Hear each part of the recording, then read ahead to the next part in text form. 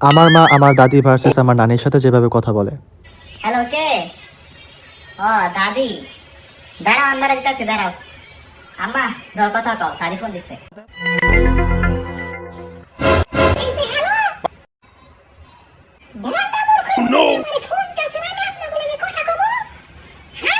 কাম সারছে আজকে। কি মনে করছেন আপনারা আমারে?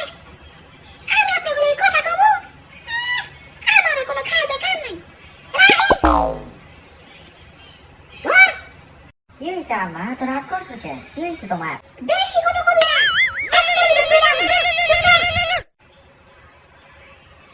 এই দেখো, এবার নানি ফোন দিছে, নানি লয়ে কথা কও, ধরো। এই তো নানি ফোন দিছে, দে দেখি আমার ফোনটা দে। হ্যালো আম্মা, আপনার শরীর কি রকম? ভালো আছেন নি?